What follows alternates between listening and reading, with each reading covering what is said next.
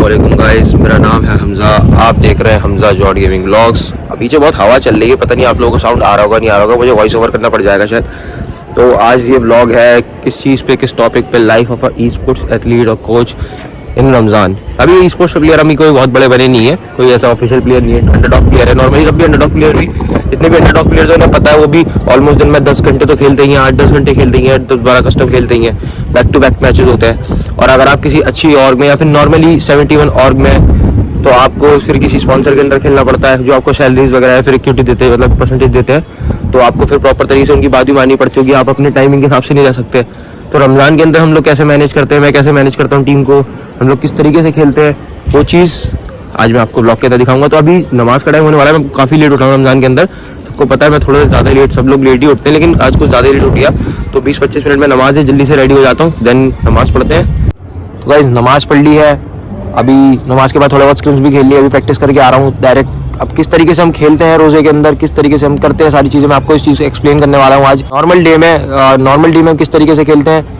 सबसे पहले सुबह फजर में सोते हैं, ऑलमोस्ट सहरी के बाद फजर में तो लेट ही उठना होता है, 12-1 बजे तक उठना होता है। तो 1 बजे आप उठते हो, 1-2 हम ऑलमोस्ट नहीं खेलते, ज़्यादातर कम ही खेलते हैं, बहुत कम ही खेलते हैं, 1-2 नहीं खेलते। उस टाइम पर नमाज और रोज़ा और कुरान वगैरह सब होता है, जो सब पढ़ते हैं। 3 बजे से हम लोग खेलना स्टार्ट करते हैं, 6 बजे तक रोज़ा, 6:30 बजे तक दिल्ली में 6:30 बजे रोज़ा खुला है, 6:28 या 29 मिनट पर रोज़ा खुला है। तो उस टाइम तो उससे पहले जितने मैचेस होंगे वही खेलने पड़ेंगे। ऑलमोस्ट 3 बजे से मैचेस स्टार्ट करते हैं और 6 से पहले जो खत्म हो जाए उसमें ट्राई करते हैं कि असर की नमाज में बीच में पढ़ लेते हैं, और उससे पहले जो मैचेस खत्म हो जाए वो ज़्यादा ट्राई करते हैं कि वो मिले।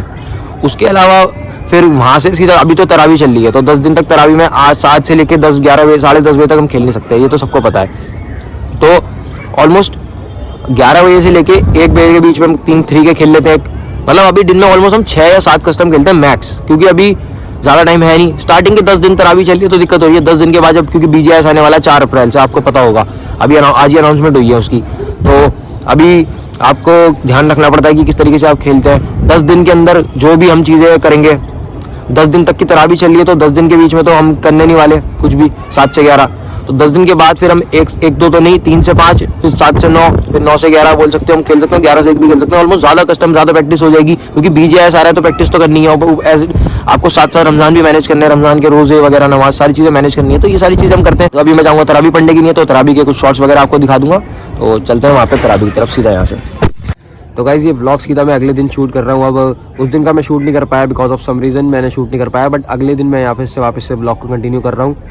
तो मुझे इस ब्लॉग के अंदर कुछ बात करनी थी BGIS के बारे में, क्योंकि आपको पता है BGIS आने वाला है। और आज ही सुबह जब मैं उठा तो BGMI वालों ने पोस्ट डाल दी थी अपने क्राफ्टन ई स्पोर्ट्स इंडिया पे कि 3 दिन बाद BGMI की रजिस्ट्रेशन स्टार्ट हो जाएंगी। तो ऑलमोस्ट 19 तारीख से आई थिंक स्टार्ट हो जाएगी रजिस्ट्रेशन, एंड 4 अप्रैल से द ग्राइंड स्टार्ट हो जाएगा। ऑलमोस्ट 15-20 दिन तक रजिस्ट्रेशन चलेंगी, देन फिर आपको ग्राइंड चलेगा। अप्रैल पूरा, जहाँ तक हमारे पास लीक्स है, जहाँ तक मुझे पता चला है, अप्रैल तक पूरा ग्राइंड वाला चलने वाला है, 6 वीक्स का ऑलमोस्ट।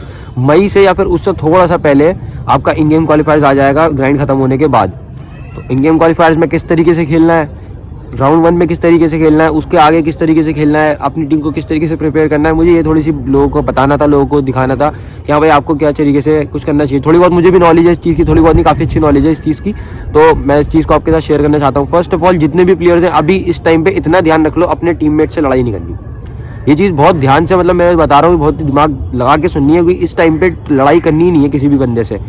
लड़ाई करना है यानी अपनी टीम को बेवकूफ़ करना। अगर कोई सामने वाला बंदा, टीममेट अगर कुछ गलत बात कह भी रहा है, तब भी आपको उस चीज़ को इग्नोर करना है, उस चीज़ को आगे अच्छे मोटिव में कंटिन्यू रखना है। बिकॉज अगर इस टाइम पे अगर आपने लड़ाई करी तो आप लोगों के लिए बहुत ज़्यादा नुकसान होगा। बाई चांस आपने इन गेम उसके साथ रजिस्टर कर दिया, वो इन गेम के मैचेस के बीच में भाग गया पहले ही, पूरी टीम का नुकसान होगा, पूरा 6-7 महीने वेस्ट होंगे, अगले टूर्नामेंट के लिए वेट करना पड़ेगा। उसके बाद वैसे भी BMPS है, वो इन्वाइटेड रहता है, तो उसमें तो आएगा नहीं, ऑलमोस्ट 7-8 महीने बाद BMOC आएगा। तो वो चीज़ आपको उसके लिए प्रिपेयर करना पड़ेगा, बहुत वक्त बर्बाद होगा, बहुत डिमोटिवेशन आएगी। तो इस टाइम पे मेरे हिसाब से अपने टीममेट से तो लड़ाई करनी नहीं है, पहली चीज़। दूसरी चीज़, इस टाइम पे जितनी प्रैक्टिस हो सके उतनी प्रैक्टिस करो भाई, जितनी प्रैक्टिस हो सके उतनी प्रैक्टिस करो, रेड पीट दो, मैं तो कह रहा हूँ। मतलब जिन बंदों का रमजान है वो तो मैनेज करके चलेंगे, लेकिन जो मुस्लिम नहीं है, नॉन मुस्लिम है, वो लोग भाई बहुत प्रैक्टिस करो, बहुत प्रैक्टिस करो, बहुत ज़रूरी है। मतलब अब ऐसा सीन नहीं है ना कि आपको हार गए तो कोई दिक्कत नहीं है, बाहर हो गए चलो दूसरा ट्राई कर लेंगे, अब वाला सीन नहीं। अब आर या पार है ना भाई, इतने 8 महीने से अपनी घिसते हुए आ रहे हैं। अब अगर एक मैच भी खराब चलेगा तो पूरा 8 महीने का टाइम वेस्ट, पैसा वेस्ट, हर चीज़ वेस्ट है। और इस टाइम पे बंदे क्या करते हैं, इक्विपमेंट्स पे ध्यान नहीं देते, अपना हेडफोन्स अगर उनका कोई खराब चल रहा है, स्प्लिटर अगर थोड़ा बहुत खराब है, उसको इग्नोर कर देते हैं। वो चीज़ अगर रियल मैच के अंदर अगर नेट वगैरह इशू आ रहा है तो उस चीज़ को इग्नोर कर देते हैं, चलो चल ही रहा है, एडजस्ट कर लेंगे। भाई इस टाइम पे थोड़े बहुत पैसे लगा लो मेरे हिसाब से। अगर तुम्हारा नेट का प्रॉब्लम है तो वाईफाई चेंज करा दो, ईयरफोन का प्रॉब्लम है चेंज कर दो, नया खरीद लो।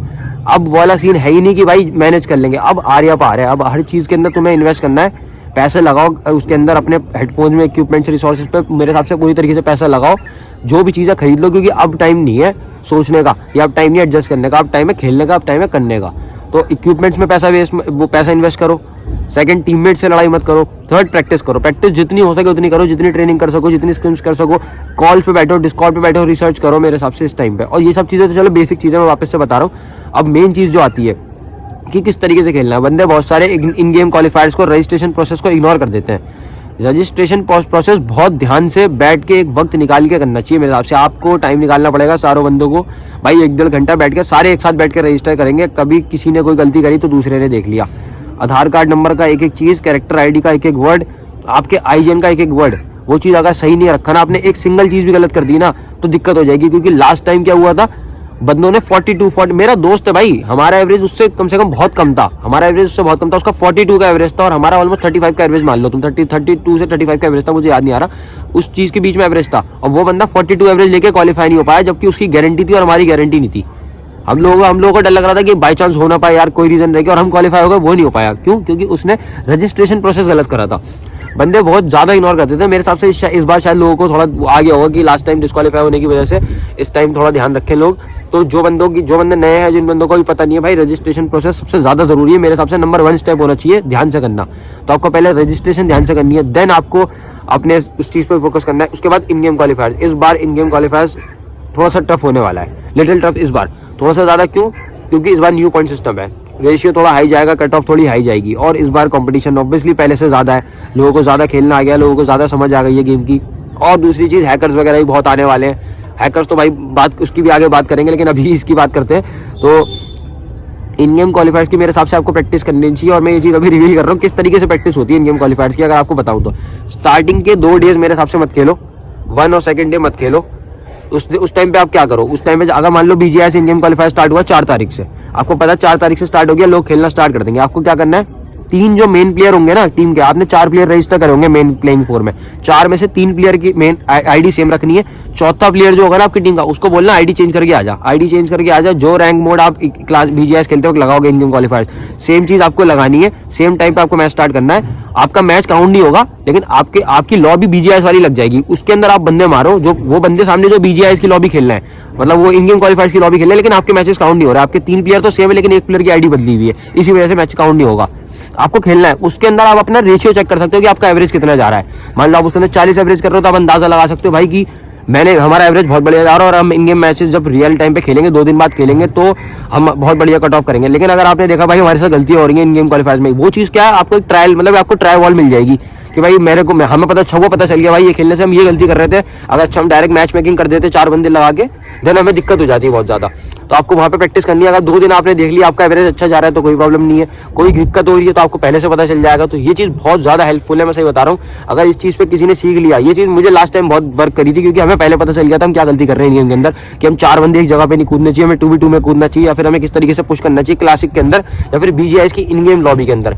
तो ये चीज़ बहुत ज़्यादा दिक्कत देती है आगे जाके, अगर आपको प्रैक्टिस नहीं है इस चीज़ की। उसके बाद फिर राउंड 1 आएगा, तो अभी राउंड 1 की वीडियो मैं डायरेक्ट राउंड 1 के टाइम पे बनाऊंगा, लेकिन अभी इन गेम का मैटर चल रहा है, इन गेम क्वालिफायर्स क्या करना है उस चीज़ के बारे में बात करेंगे। शॉर्ट वीडियो भी मैं अभी डालूंगा यूट्यूब पे बीजीआईएस के रिगार्डिंग, अभी उसकी पूरी सीरीज चलाऊंगा आराम से 10-12 दिन, जब तक रजिस्ट्रेशन, जब तक इन गेम आ रहा है तब तक सारी चीज़ एक्सप्लेन करूंगा। अभी लॉन्ग वीडियो के अंदर मुझे ये चीज़ आप लोगों को बतानी थी, ये चीज़ एक्सप्लेन करनी थी कि भाई किस तरीके से क्वालिफाई करना। लास्ट टाइम मेरे को क्वालिफाई करने का एक्सपीरियंस है, तो मैं ये चीज़ आपके साथ शेयर कर रहा हूँ। बाकी गाइस, अगर आपको वीडियो पसंद आई हो तो चैनल को सब्सक्राइब कर देना, वीडियो को लाइक कर देना, शेयर कर देना, एक छोटा सा कमेंट छोड़ देना मुझे, ताकि अच्छा लगे, मोटिवेट हो जाऊँ थोड़ा बहुत। और अच्छी चीज़ ये है कि अगर आपको लगता है कि भाई मैं आपकी और हेल्प कर सकता हूँ, तो मुझे आगे के लिए देखते रहना मेरी वीडियोस। अभी शॉर्ट्स वगैरह बहुत सारी चीज़ें मैं डालूंगा। बाकी तब तक के लिए बाय बाय गाइस। और यही वीडियो का एक चीज़ और, वीडियो का एक मकसद यही था कि how to manage Ramzan and e sports at same time. मतलब आपको एक ई स्पोर्ट्स खेलते खेलते बीजीआईएस के टाइम पे रमजान में आ गए तो उसके बीच में हम किस तरीके से मैनेज करेंगे दोनों चीज़ों को। बाकी guys take care, bye bye.